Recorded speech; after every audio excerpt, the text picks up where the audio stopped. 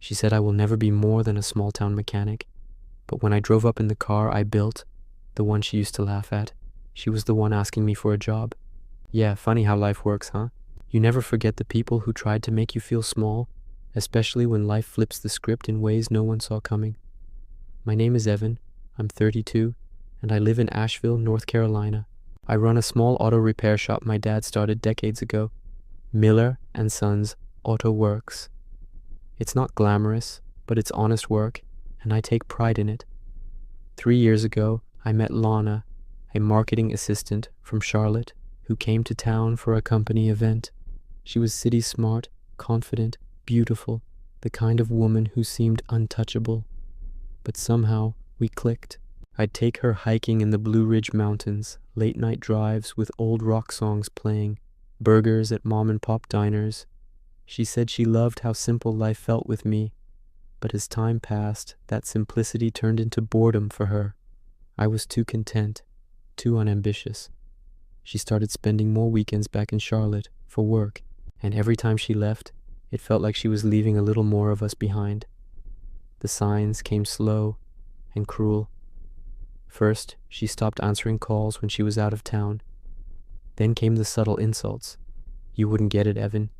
You're just not from my world. I'd bring her breakfast to bed. She'd post it on Instagram with a caption like, "When effort tries, but fails to impress." I laughed it off, pretending it didn't sting. But the truth? It ate at me.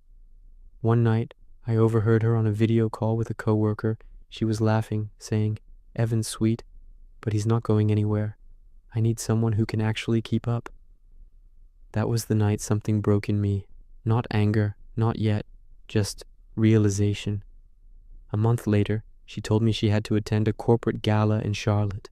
Her tone was cold, distant. I offered to drive her. She refused. The next day, one of my customers, a regular named Rick, came into the shop laughing. "Hey Miller, didn't I see your girl last night on TV? That charity gala thing? Looked like she was with one of those finance hotshots." My stomach dropped. I checked the local news site, and there she was, in a green silk dress, on the arm of a man named Darren, a rising executive from her firm, her hand on his chest, his arm around her waist. The caption read, "Fantastic couple always." She didn't even bother to hide it. I didn't call. I didn't text. I just let silence do the talking. Months passed. I focused on work, late nights in the garage, rebuilding engines, teaching myself design software to turn an old dream into reality. See, I'd always wanted to build my own car, something original, something that screamed innovation and grit. So I did. It took me a year, every spare dollar, and every ounce of determination. But when I finally finished, I entered it into the Carolinas Auto Expo, one of the biggest regional car shows. And guess who was there? Lana, working the event, now as a marketing rep for a small firm after her company downsized. When she saw me step out of that silver prototype with my company's new logo, Miller Dynamics, shining on the hood, her jaw dropped. People swarmed around me, reporters asking questions. One even asked if I'd be open to corporate sponsorship. And right there, in front of everyone, Lana approached me with that same fake smile she once used to hide her contempt. "Evan, it's been so long. I always knew you had potential." I smiled calmly. "Really? Because last I remember I wasn't good enough." She turned red. People stared. I didn't humiliate her further. I just smiled, shook hands with the next investor, and walked away. That moment, that was my peace. A year later, Miller Dynamics became a local success. We designed custom vehicles and sustainable car parts. I even opened a training program for young mechanics who couldn't afford college. As for Lana, I heard she left town after that. Word is, her fancy boyfriend dumped her once he got promoted. Funny how the world has a way of balancing things.